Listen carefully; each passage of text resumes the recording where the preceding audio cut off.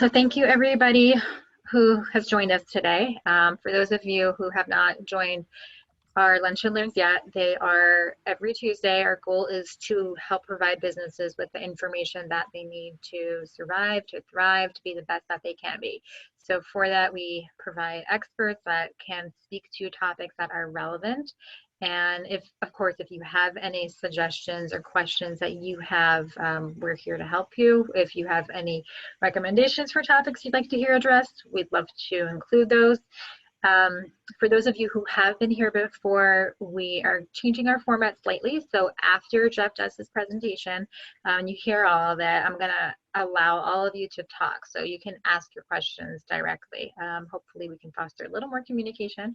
You know, I'm sure Jeff will speak to it as we are talking about how we work virtually in a digital era, but we thought that that might help make connection and have people get really the answers and the support and the connections that they need to thrive. So with that, I'd like to introduce Jeff.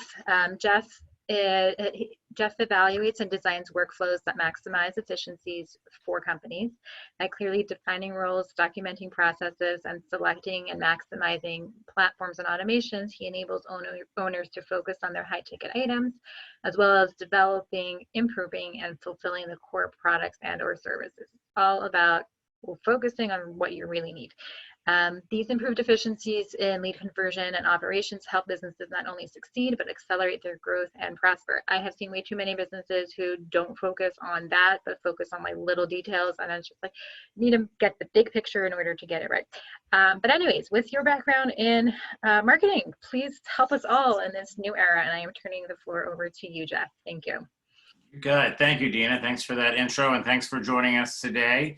Hopefully everybody is having a great Tuesday. The sun is shining, which is nice. Unfortunately, obviously, we can't go out and enjoy it as well as we used to, but I'm going to bring up my screen real quick, so hopefully you guys can all see it. Here is our mission statement for our group, which is, through our trusted team of experts, Thrive Performance Group provides organizations with the resources they need to achieve growth and success. Obviously, a lot has changed since we initially got this group together. And now, and that's what this series is all about, is not just thriving and growing, but also surviving and getting through all this. So one of the topics that we've been asked a lot is business development. I know for myself and for everybody that I've associated with, one of the biggest challenges has become, how do you do business development when you can't go to the networking events, when you can't meet face-to-face? There's a lot of tools that are out there. Luckily, this didn't happen 20, 30 years ago, and we didn't have the technology that we have now. So, it allows us to do a lot more than we could have before. So with that said, let me get into my next slide. So this is our Lunch and Learn series. So the question is, of course, what is business development? And, that's really at the core of it when we talk about business development.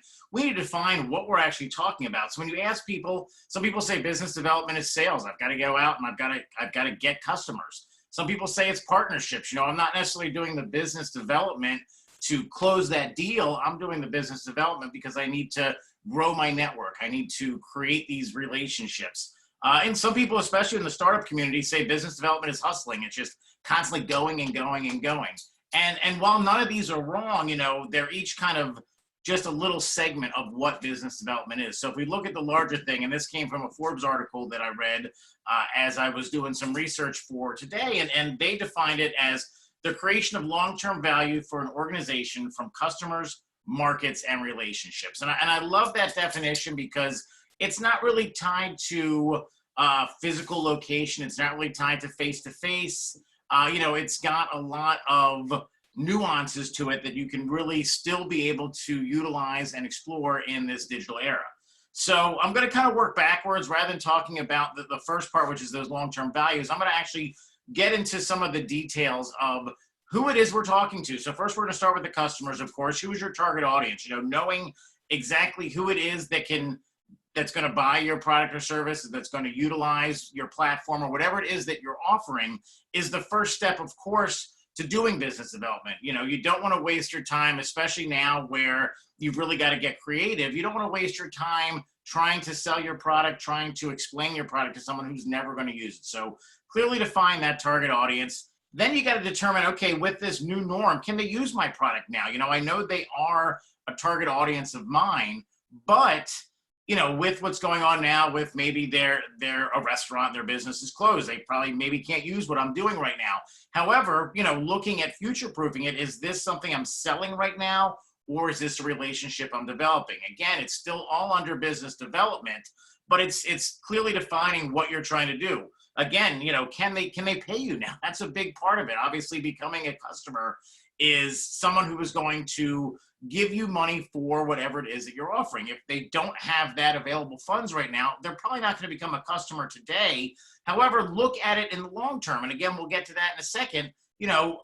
Figuring out who they are and what they can use right now is extremely important when you're developing these relationships. And again, you can adjust what you're offering. So maybe, and I'll use myself for an example. One of the things that I do is I create efficiencies to help businesses grow. Well, a lot of these businesses these days, growth is not the top thing on their mind, it's survival. So, I've adjusted kind of what I'm offering to them, while at its core, it's still the same. The key is what I'm offering them now is the ability to get through the next few steps, get through what's going on, and then prepare themselves for that growth. So it's slightly adjusted. It's something you can think about too, is, what it is that you're offering, and do they need that now? Do they need that in the future? And do you need to adjust what you're doing? The next part is the markets. So, again, with this new norm and with this, and I'll get into that term because I hate using it, but I threw it out there anyway. And that was for you, Andrew. Are you limited to where you are? So in the past, it was I was going to networking events and I was meeting people face to face. So I was very limited to the Baltimore market. But now that's kind of opened up. Now that we're doing more virtual, now that we're doing more phone calls, now that everything is not in person, I'm not limited to the Baltimore market. And, think of it that way for yourself. Is this an opportunity?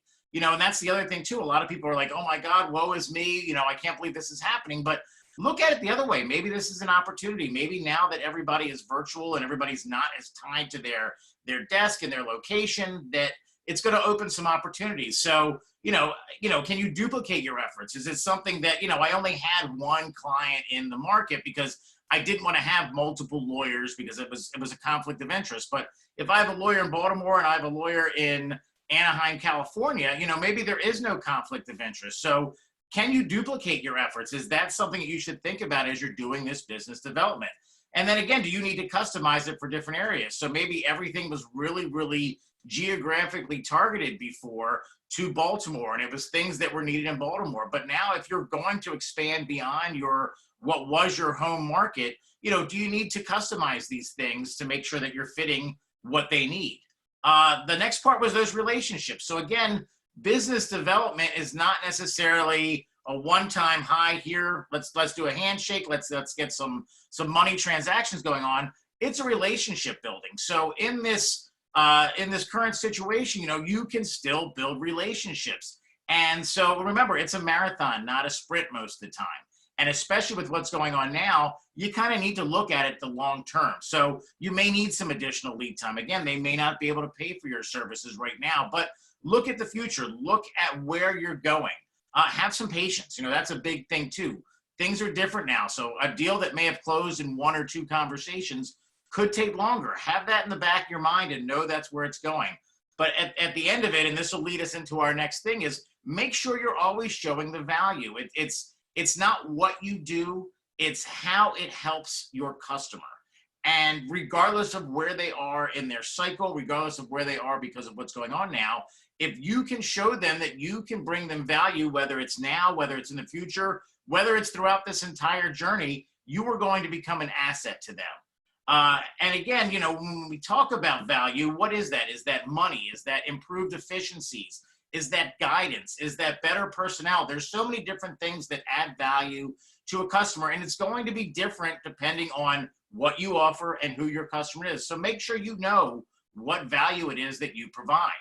Now let's talk about that long-term value, because that was kind of the key. And it's not just the value you provide, but especially with what's going on now, you really need to look at that long-term value.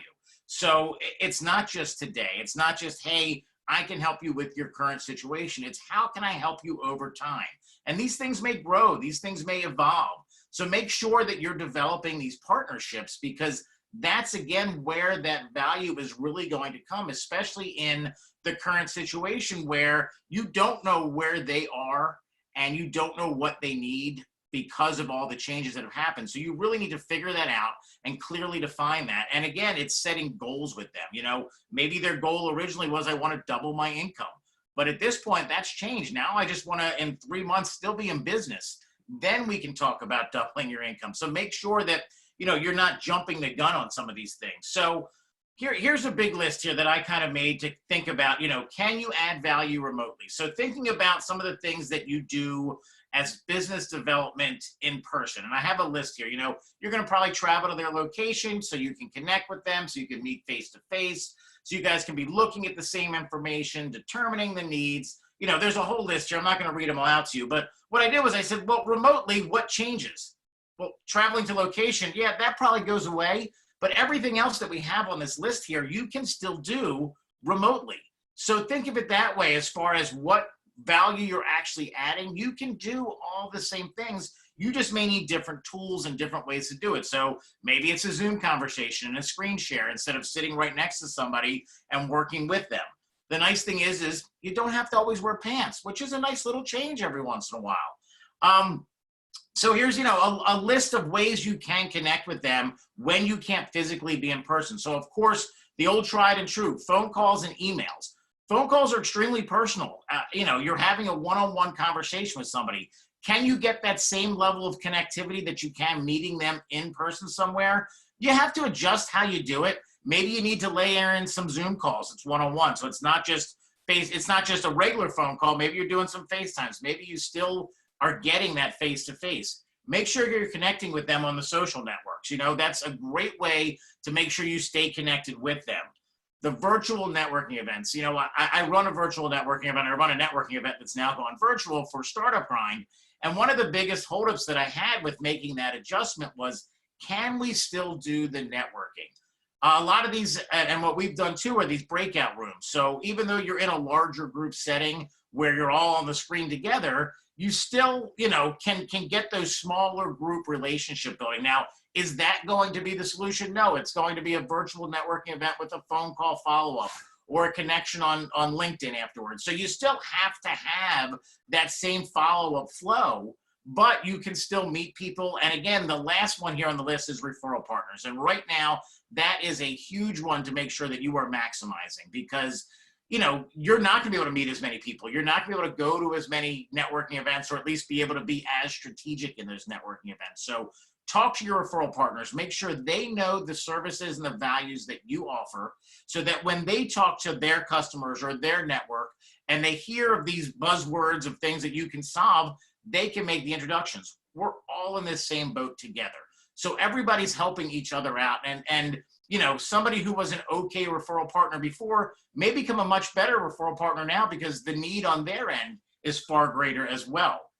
One of the biggest things, and I touched on this before, is that follow-up. And this, it doesn't matter if we're in a virtual world, if we're in an in-person world. When you meet somebody, whether it's a phone call, an email, a networking event, they connect with you on LinkedIn, make sure you follow up with them. So make sure you have that connection on LinkedIn, because again, that gives you access to their entire network. You have the ability to see who they know and who you can connect with. Get a CRM system. Grant talked about some of this last week too. Make sure you have the right tools that are going to be able to allow you to plug in their information and follow up with them on a regular basis. This is just regular business development skills, but of course they still apply, and we don't want to say, let's throw out all of our old tools and start over from scratch. It's just an adjustment. Make sure you schedule that time to talk. So if you met them on a virtual networking event with 5 other people, schedule a time one-on-one. You still have to get that quote-unquote face-to-face time. So if you feel that you were better face-to-face, schedule a Zoom call, schedule a FaceTime meeting. There, you know, use the technology that's out there. If you can just do it through a phone call, do that. But make sure you're staying in touch with your network. And then set clear next steps. Don't just let this linger, because there's so many distractions going on right now that you've really got to be concise and clear with what it is that you want out of this relationship. Don't be too pushy. Make sure you understand their situation and their needs, how you can bring value, but then stay on them and make sure that this is something that you're developing. I'm going to come back to this. I'm coming back to this new normal that I mentioned before. So there is no new normal. You know, we're not going to flip a switch and now we're in some new area. It's constantly going to be evolving. So you need to make sure that those relationships that you build are there to endure whatever's coming next. It's going to be a slow, gradual return to how things were. And I don't think things will ever return to the way they fully were before. We also don't know if this could happen again. We could, you know, release the hounds, everybody goes back out, we start going about our business, and then all of a sudden it rears up again. So you've really got to be prepared for that, to know that, again, there is no new normal. Everything is going to be different. Everything is going to be changing. It's all in your head as far as how you're going to react to it. So kind of the takeaways here, because I don't want to take up too much time, and I know there's a lot of questions out there. You know, again, define your customer. Who are they? Who are you talking to? Don't waste your time going to things, going to networking events, reaching out to people that will never become a customer of yours. Now, if you think you can develop referral partners, you can put them in that bucket too, because again, they're very important. Once you determine who it is you want to talk to, find out where they are. Do they go to these virtual networking events? Or are you better off connecting with them directly on LinkedIn and just reaching out to them? Do you have network people in common that you can reach out to someone else to make that intro? Again, these are all old, tried and true tools for network or for business development. But, you know, you've got to be creative and you've really got to maximize them. Make sure you're showing the value that you add. It's not what you do, it's how you can help them. That's what's most important. Build that relationship. This may not be something that turns into a business agreement tomorrow, next week, next month. With everything that's going on with the roller coaster ride of the economy, with the roller coaster ride of small businesses and even large businesses, you've really got to be patient and develop that relationship. And then determine the timing. When is it going to be right to go from, I'm giving you some advice, I want to become your trusted partner, to, hey, let's get a contract together, let's talk about the next steps. So, you know, here's a little bit of information about me. I know Deena covered that before, but I really appreciate your time today. I want to just do a quick announcement for next week, which is going to be, Andrew Shaffer is going to be talking about keeping employees engaged remotely. But let's hop into some questions that you guys may have. And I know, Andrew, you were going to hop in and try and help us facilitate that. So. Yeah, so Deena's going to be unmuting the mics for anybody who wants to ask a question. If you don't care for the sound of your voice, if you want to use the chat or a Q&A feature, go ahead and type those in there and I can read those out. So we'll give you a few seconds to come up with some questions, see if anybody's got anything. And I will also say we are planning on getting the recordings and the slides from all the presentations up on our website. When we have it on our website, I will let you know. I'll send an email out, and that way we have access. You have access to all of it.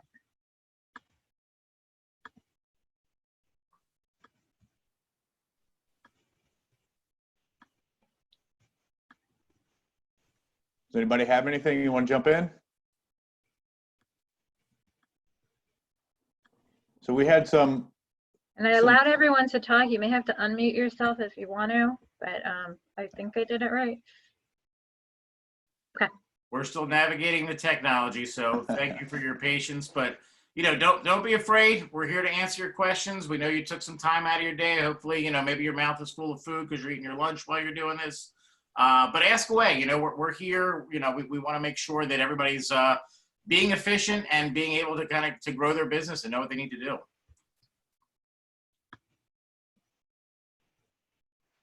I think we had some early questions. Andy, yeah, I had one that I came up with while I was listening to you, so I'll get this started. You know, nowadays we used to do a lot of face-to-face business development stuff, but now since we're all staying home, there's an onslaught of webinars, virtual happy hours, virtual networking. And they can get pretty cluttered. How do I distinguish myself from my competition in this kind of environment?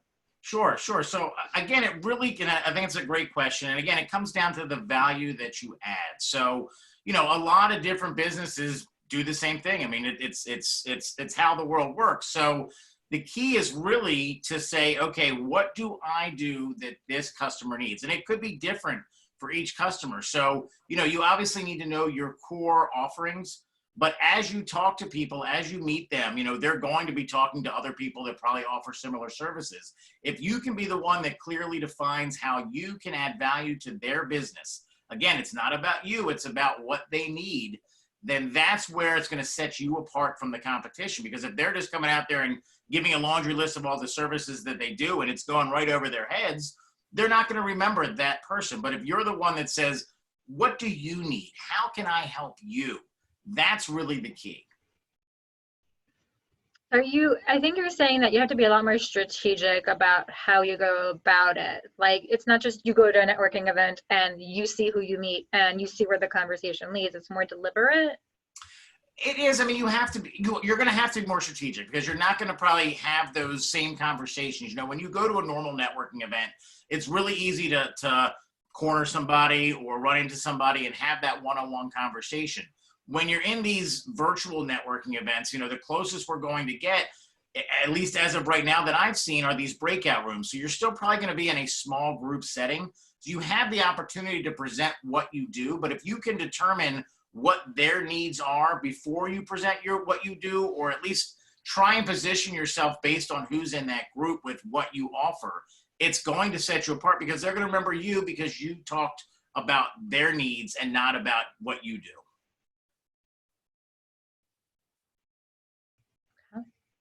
We got a quiet group here. You guys all still there and still alive? Let's just make sure. Yeah. Hi, Jeffrey. There we go. Hi, Howard. How are you? Howard Albin here. Good afternoon to you all. Great presentation. Thank you so much. I actually have two separate questions. Given our forced evolution into the online world and, the lack of the face-to-face, in the near future, what techniques and strategies and even technologies and tools might you suggest to kind of overcome, the hurdles that we're now facing to really to close the deal, to build the confidence, really enhance our credibility, really underscore the value, and seal the relationship online now that we can't be face to face? Sure. So again, that's a great question, Howard. Thank you for chiming up in front of the crowd, since we haven't gotten anybody else to chime in yet. Again, when you talk about the tools, so Zoom, FaceTime, Google Meet, there's so many different face-to-face virtual platforms that you can use. If the goal, again, is to develop this relationship, all the other tools are still there. The only difference is you are not physically in a room with your prospect. So, again, it's using those video tools if that's going to be beneficial for you. It's also using the right CRM platforms. And again, they're going to want to do their research on you, which would have happened whether we were virtual or whether we were in person. So make sure you've got a good social presence, whether it's getting involved in other groups and making sure you're sharing stuff from them, whether it's having good information about your services on your website, whether it's clearly articulating it to them and following up with them via email or phone calls, so that, you stay top of mind aware. Again, it may not be today that they need your service, but if they're clear with what you offer, then they know when they hit that hurdle, when they hit that pain point, you're the one that's going to be able to help them get through that. And that's really, at the end of the day, what's going to close it, whether we're in, how things were in February or how things are now in April. It's still making that connection and making it very clear to them that you're the one that can solve their problem. Thank you for that. Would it also, just to chime in a little bit on this conversation, would it also be strategies and adjustments in our proposition to kind of get them over the hurdle to close the deal? For example, I often recommend to clients to use case study references, success stories to build, I'm in business development, as you know, and to build credibility and confidence. Having collateral that's very specific, tangible, like case studies, success stories, references to build confidence. And then on the other side, I can see now more than ever that we kind of need to break down the sale, break down the contract, to perhaps some initial engagement propositions that are less than a full deal, kind of perhaps a small project, a test engagement, that breaking it down and kind of lowering the hurdle a little bit, if you will, to sort of a smaller deal, smaller sort of bits and bytes and pace to kind of build the relationship, if you all want to comment on those ideas. Sure, sure. Well, again, and I mentioned this in the presentation, it is a marathon, not a sprint. So you may need to adjust. You need to figure out where they are. Can they pay you today? Do they even need your services today? Or is this something down the line? Like you said, Howard, are there parts of what you offer that you could do now? So instead of saying, okay, we're going to get into a regular contract like we would have back in February, and it's going to start March 1st, and every month we're going to be doing this.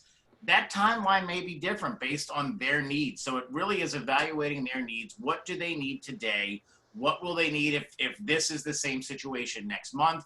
Maybe it's creating alternate plans too, to say, okay, if the world gets back to normal, let's say you own a restaurant, you're able to open your doors again in 3 weeks. Well, you're going to have some different needs then than if in 3 weeks from now you're still carry out only or you're completely closed. So I 100% agree. You need to figure out what do they need, how can you help them, and again, it's when we say what do they need? What do they need now? What do they need if things change? What do they need in 3 months? And really being able to cater to them. It's all about what they need, and then about what you can do to help them. Thanks very much, Jeff. You got it. Anyone else out there have some questions? I see we got some great business developers on our guest list today. So, certainly love any other suggestions or chime-ins. I'm certainly not the end-all, be-all expert of everything. So that's another reason for these lunch and learns, is to get some great information out to you guys and maybe get some sharing, which is where the comments and questions come from. And Andrew, I know you had one or two other ones. If you want to throw one in there while we wait or see if anybody else wants to chime in. Honestly, Howard's question kind of covered everything. Yeah, okay. Everything that we had. Awesome. See, that's how you know it was a successful lunch and learn. Thank you very much for that. You got it. I have a question for Jeffrey. There you go, Jim. How's it going, buddy? It's going well. Long time no talk. Absolutely. Jeffrey, what has been the most effective virtual meeting that you have attended since this whole thing started 4 or 5 weeks ago? So I got to say, it's a great question, Jim. I've done a bunch of like the larger group ones where they do the breakdowns. I've done a kind of a wide variety, but actually I think the best ones that have happened have been those smaller group ones where it's somebody that just wants to get their little network together, even if it's a couple friends that are getting together to kind of blow off some steam and talk about where their pain points are, because it's been really beneficial to me in these smaller groups, in these more relaxed settings, to be able to explain what it is we're doing, where it is we're having troubles, and being able to brainstorm with others. So, and a lot of them are just kind of referred to as virtual happy hours, and not as much of a networking event, not as much of an educational platform. I think those have been great. Additionally, the ones that are utilizing, and I mentioned this before, the breakout rooms. When you go to these networking events, and obviously getting information is always fantastic, but if your goal is to meet people and your goal is to build these relationships and make these connections, it's really difficult to do that when you're in a room of 40, 50 people all at once. You can't all talk at once. You're talking over each other, or you're just getting information. So I find either the smaller group settings or the ones that are utilizing the breakout rooms properly to make sure that you're mixing around and you still get to network. So I don't know if there's a necessarily one event that I've been to. I think it's kind of that more type of setup where it's more intimate, or at least has the ability to make those connections. Thank you, and hi to Deena, Andrew, and Grant. Hi, Jim. Jim, back at you real quick, and I know we're at time, but Jim, what would you say are some of the top events that you've been to? I completely agree with you. I like the smaller, more intimate events where I can see all of the participants on the screen and interact.